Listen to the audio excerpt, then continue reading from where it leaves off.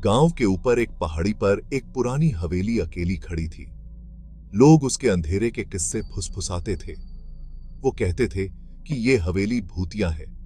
कोई भी उसके पास जाने की हिम्मत नहीं करता था। खिड़कियां खाली आंखों की तरह थीं।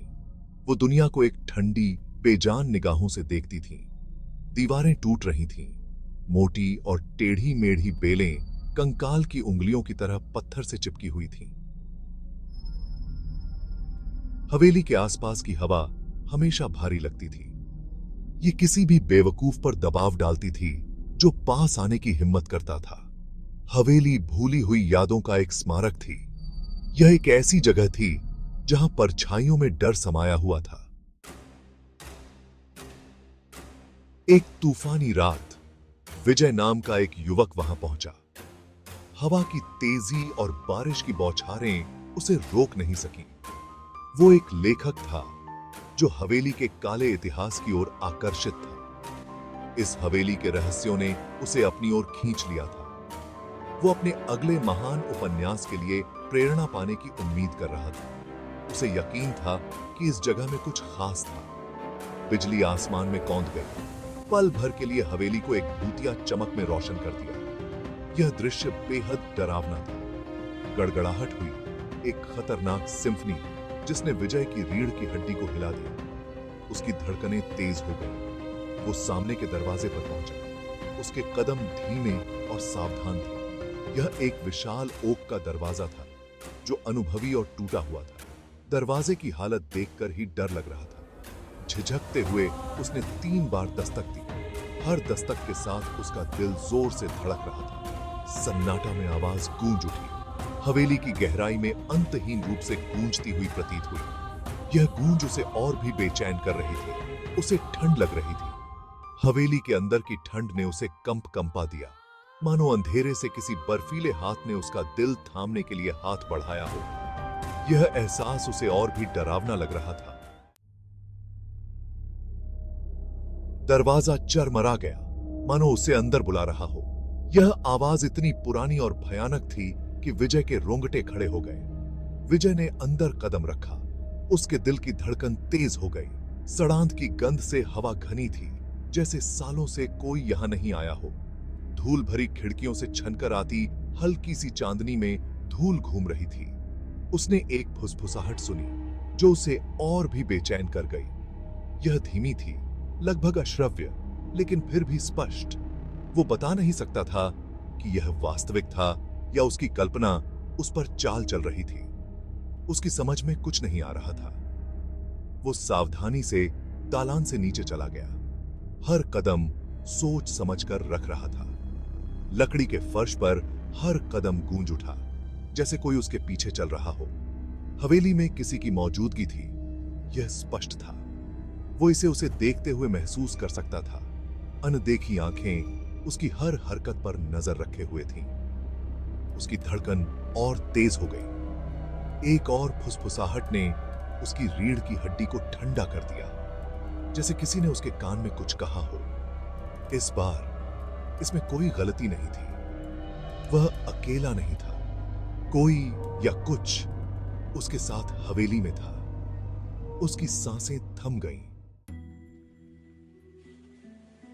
जैसे ही विजय ने हवेली का पता लगाया, उसका सामना अजीब और परेशान करने वाली घटनाओं से हुआ। दरवाजे अपने आप बंद हो गए।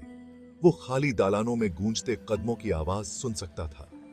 एक बार वो एक कोने में मुड़ा और उसने एक क्षणभंगुर छाया देखी। एक ऐसी आकृति जो दिखाई देने जितनी जल्दी गायब हो गई। उसे भय का बढ़ता हुआ एहसास हुआ। वो अनदेखी ताकतों से घिरा हुआ था। एक बुरे सपने में फंस गया था।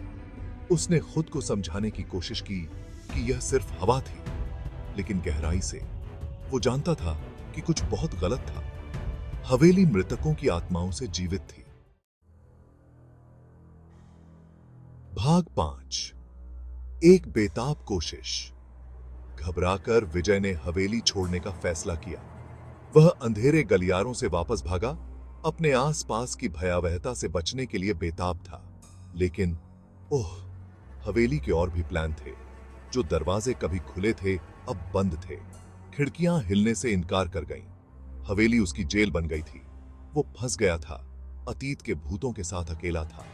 हवेली में एक खून जमा देने वाली चीख गूंज उठी, जो सन्नाटे को चीरती हुई निकल गई। विजय का दिल उसकी छाती में जोर से धड़क रहा था। उस चीख के लिए जो भी जिम्मेदार था, उसे उससे पहले हवेली से बाहर निकलने का रास्ता खोजना होगा। भाग 6। गुप्त रास्ता। बचने का रास्ता खोजते हुए विजय एक धूल भरी टेपेस्ट्री के पीछे एक छिपे हुए दरवाजे पर ठोकर मार गया। उसने उसे धक्का देकर खोला तो एक गुप्त रास्ता दिखाई दिया। नम पत्थर की सीढ़ियों से नीचे उतरते ही हवा और ठंडी हो गई। अंधेरा घुटन भरा था, लेकिन उसके पास और कोई चारा नहीं था। मार्ग उसे हवेली के आंतों में गहराई तक ले गया। वो जाप की धीमी आवाज सुन सकता था। ऐसा लग रहा था जैसे दीवारों से ही आ रही हो। हवा सड़ांध और किसी और चीज की गंध से भारी हो गई, कुछ प्राचीन और बुरी। विजय ने दबाव डाला, डर और रुग्ण जिज्ञासा के मिश्रण से प्रेरित। रास्ते के अंत में विजय को एक कमरा मिला। यह एक टिमटिमाते लालटेन से मंद रूप से जलाया गया था। कमरे के बीच में एक महिला खड़ी थी। उसने सफेद रंग की साड़ी पहनी हुई थी। उसके लंबे काले बाल उसकी पीठ तक गिर रहे थे। उसकी पीठ उसकी ओर थी, लेकिन वो उसके दुख को महसूस कर सकता था। जैसे ही वो पास आया, वो धीरे धीरे मुड़ी। उसका चेहरा उसकी साड़ी की तरह सफेद था। उसकी आंखें गहरे दुख से भरी हुई थीं। उसने बोलने के लिए अपना मुंह खोला, लेकिन कोई आवाज नहीं निकली। विजय ने अपनी रीढ़ की हड्डी में एक ठंडक महसूस की। वो तब जान गया था कि वो वास्तव में किसी अलौकिक चीज की उपस्थिति में है। सफेद साड़ी वाली महिला ने एक मेज पर पड़ी धूल भरी पुरानी डायरी की ओर इशारा किया। विजय सावधानी से पास आया और उसे खोला। जैसे ही उसने फीकी स्याही को पढ़ा, एक दुखद कहानी सामने आई। हवेली कभी एक अमीर परिवार की थी। सफेद साड़ी वाली महिला उनकी बेटी थी, जिसे उसके ईर्ष्यालु प्रेमी ने धोखा दिया और उसकी हत्या कर दी। उसकी आत्मा बनी रही, हमेशा के लिए अपने दुख और क्रोध से हवेली से बंधी रही। जाप तेज हो गया, कमरे को अपनी शोकाकुल ध्वनि से भर दिया। विजय को सच्चाई का एहसास हुआ। जाप एक विलाप था, शांति और मुक्ति के लिए एक याचना थी। अचानक कमरा ठंडा हो गया। सफेद साड़ी वाली महिला की आंखें रोष से जल उठीं। वो अब दुखी महिला नहीं, बल्कि एक तामसिक आत्मा थी। ऊर्जा से हवा में दरार आ गई। विजय ने अपने पीछे एक उपस्थिति महसूस की, एक ठंडी, द्वेषपूर्ण ऊर्जा। उसने मुड़कर एक आदमी के पारभासी रूप को देखा। उसका चेहरा गुस्से में विकृत था। यह ईर्ष्यालु प्रेमी था। उसकी आत्मा उसके शिकार के साथ हवेली से बंधी हुई थी। वो विजय पर झपटा। उसके भूतिया हाथ उसके गले तक पहुंचे। विजय पीछे की ओर भागा, एक ढीले पत्थर पर फिसल गया और जमीन पर गिर पड़ा। जैसे ही भूतिया आकृति ने प्रहार करने के लिए कदम बढ़ाया, उसकी आंखों में एक अजीब सी चमक थी, जैसे वह अपने शिकार को पकड़ने के लिए बेताब हो। सफेद साड़ी वाली महिला ने हस्तक्षेप किया। उसकी उपस्थिति ने पूरे माहौल को बदल दिया, जैसे कि एक दिव्य शक्ति ने उसे मार्गदर्शन किया हो। वो उनके बीच आ गई। उसका ईथर रूप नई शक्ति से झिलमिला रहा था। उसकी आंखों में एक दृढ़ संकल्प था, जो किसी भी बाधा को पार करने के लिए तैयार था। उसने अपने हत्यारे का सामना किया। उसकी आवाज एक सदी के दर्द और क्रोध से गूंज रही थी। उसकी चीखें हवेली की दीवारों से टकरा रही थीं, जैसे कि वे भी उसके दर्द को महसूस कर रही हों। दो आत्माओं के आपस में भिड़ते ही हवेली हिल गई, जैसे कि वह उनके संघर्ष की तीव्रता को सहन नहीं कर पा रही हो। उनके भूतिया रूप उग्र तूफान की तरह घूम रहे थे।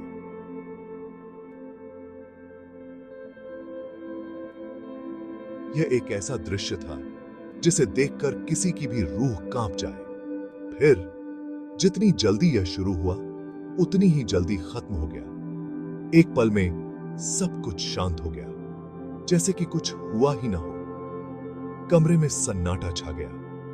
हर कोने में एक अजीब सी शांति थी जो पहले कभी महसूस नहीं हुई थी। भूत चले गए थे, उनकी पीड़ित आत्माएं आखिरकार शांति से रह गईं। यह एक ऐसा क्षण था जिसे शब्दों में बयां करना मुश्किल था। हवेली विजय के चारों ओर उखड़ने लगी, जैसे कि वह भी इस संघर्ष के अंत को स्वीकार कर रही हो। दीवारें अंदर की ओर ढहने लगी, जैसे कि उन आत्माओं को मुक्त कर रही हो जिन्हें उसने इतने लंबे समय तक बंदी बनाकर रखा था। यह एक नई शुरुआत का संकेत था।